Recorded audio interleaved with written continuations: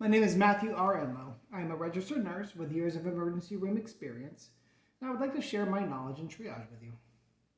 Triage decisions occur in a very complex environment. It's important for the triage nurse to have a balance of protocol and intuition in order to properly do their job.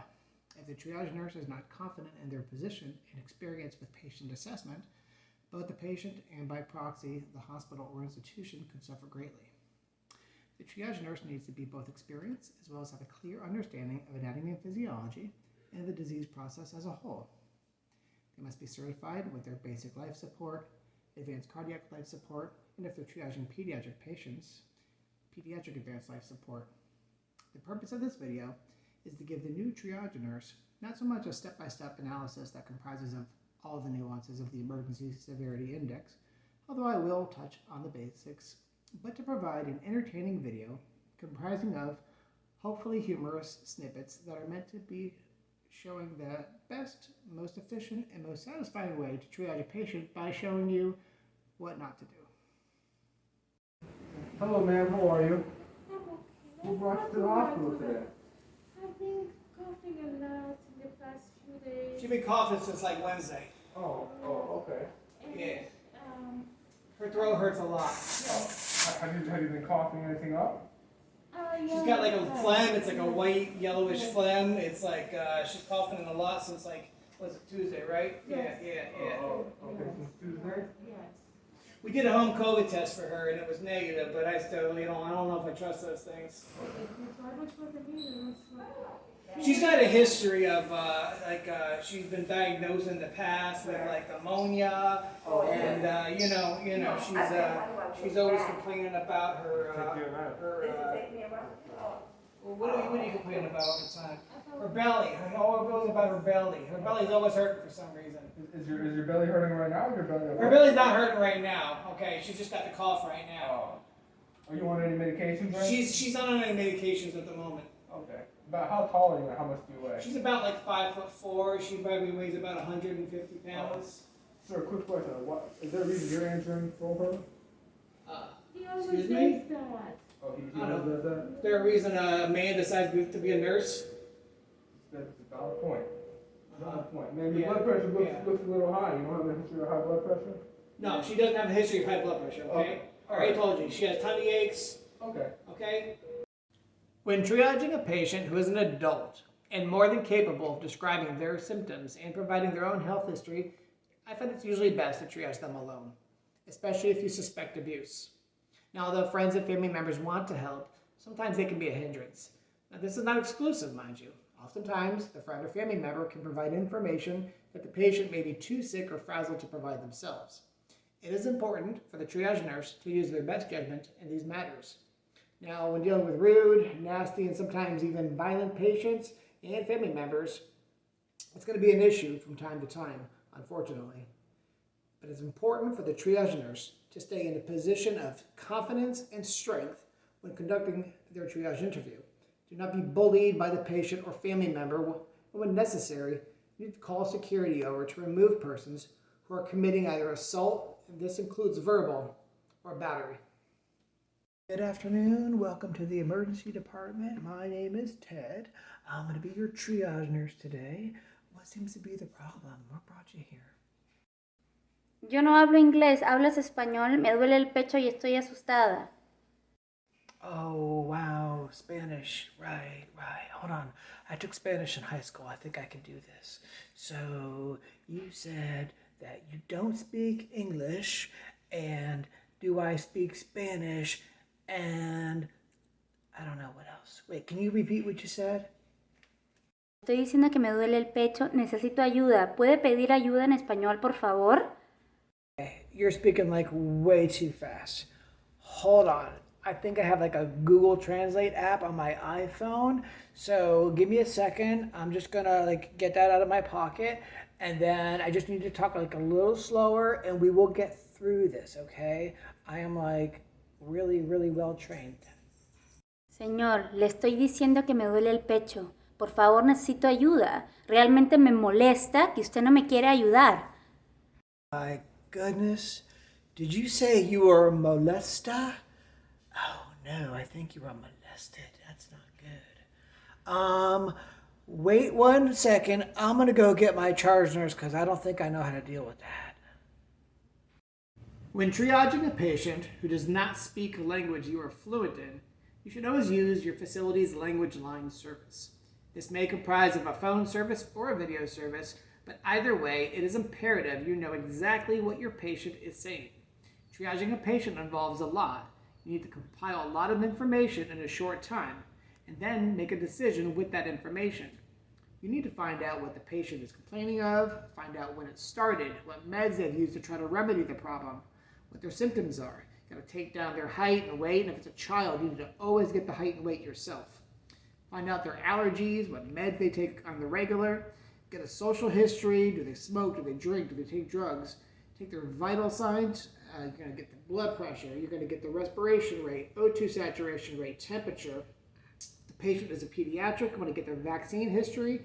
If they're a woman, you wanna find out if they are or could be pregnant and when their last menstrual period was. And you also have to get all this information and perform all those interventions in just a matter of minutes. Hey, how you doing? Hello. What's your name? Tiffany. Hi, Tiffany. What you feel crazy here today? I was doing someone's nails and I think I sprained mine. Oh my God, are you a nail technician? I am. That's amazing. Fantastic. Wow. Okay, and what is your height and weight? 5'6", Okay. and then 135. No way. I never would guess 135. You really were well. So, I'm just going to do your blood pressure. So, Tiffany, do you have a boyfriend? No, I don't. Sir, I'll be with you in a minute. Yeah, I know you. Yeah, I got that. You have trouble breathing, but I'm with the patient right now, okay? She was here first. So, sorry about that. Okay, all right, let's see where we're going here. So, Tiffany, I'm also going to ask you a couple more questions. Do you have any allergies to medicine? No, I don't. No? Okay, so no boyfriend, you said. No, that's interesting. Excellent. Sir? Yeah, Sir? Could you not do that? Some people are so rude, right? I know. It's alright. That's okay. So where were we? Sir, can you get off the floor? Tiffany, give me a minute. This guy's just like drama. All right, now, concerning this last little snippet, firstly, when triaging a patient, you should always conduct yourself in a professional manner, and this means never flirting with or hitting on your patients. Secondly, when performing the duties of the triage nurse, you have to determine how serious the patient's situations are and who goes before who. Now, you're going to have to remember, you are not a host or a hostess at a restaurant deciding who's getting the next table, okay? This is not a first come, first serve kind of endeavor. It goes in order of severity. When the situation is life-threatening, you're going to postpone the interview and the vital signs, and you're going to get right to the life support. For more on the levels of severity, I'm going to show you the emergency situation algorithm from the ESI version 4 and briefly review it. Okay, now we're going to review the ESI triage algorithm version 4. This is basically going to be just a series of questions that you're going to ask yourself about your patient. The first question is, do they require immediate life-saving intervention? These are going to be your codes, okay? Do they need an airway? Are they pulseless? Do they require hemodynamic interventions or life-saving medications? If the answer is yes, you will make them a level 1. If the answer was no, you're going to move on to your next question. Are they a higher risk situation? Are they confused, fatigued, or disoriented? Are they in severe pain or severe distress? If the answer was yes, then you're going to make them a level 2. Now, concerning severe pain, the algorithm states that severe pain would be a pain score of 7 to 10, but we all know that the nurse has to use their best discretion. We've all had that patient who is playing Candy Crush on their phone while chewing their gum and telling you they're level 10 when they're clearly not, okay? We've also had those, World War II vets who are in severe pain clearly, but telling you that they're fine, just fine, because they're stoic by nature. That's how they grew up.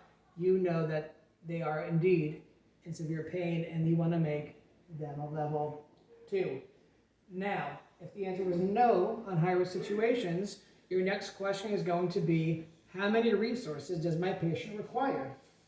Now, if the patient requires many resources, they're going to be a level 3. If they only require one resource, they're going to be a level 4. And if they require no resources, they'll be a level 5.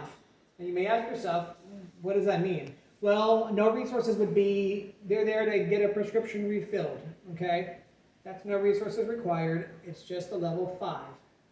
Now, what's a level 4? Well, they need to come and get their sutures taken out, okay? That's a level 4. It's just one resource. Or, they need some radiology because they think they might have broke their hand. That's a level 4. What's multiple resources? That's going to be your abdominal pains. People who that is going to require lab work and radiology, okay, as well as many other things.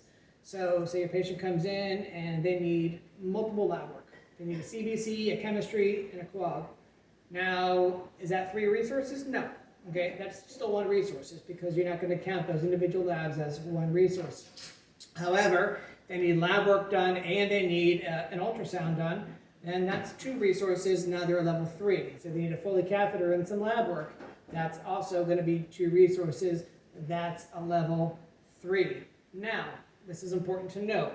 When you're taking the vital signs of your level 3 patient, or 4 for that matter, and you come across danger zone vital signs, you are going to reconsider putting them into a level 2. What are danger zone vital signs? If they are hypertension, if they have hypotension, if they are bradycardic, tachycardic, their temperature is very high or very low, if they are in respiratory distress with an O2 saturation of below 92, that's going to be a danger zone vital sign, and you're going to make them a level 2 again, okay? It's an algorithm that requires critical thinking and good judgment. There's a reason why nurses are not going to be replaced by robots, because it requires a human being to really understand the nuances of the disease process and the anatomy and physiology of the patient. Being a triage nurse involves a lot of fast acting and critical thinking. With everything there is to do and with everything that's at stake, being a triage nurse is no joke and should not be performed by the unqualified or inexperienced nurse. Remember, we are our patient's advocate, and their health and safety should be our #1 priority. I want to thank everybody for watching this video and remind you all to stay safe out there.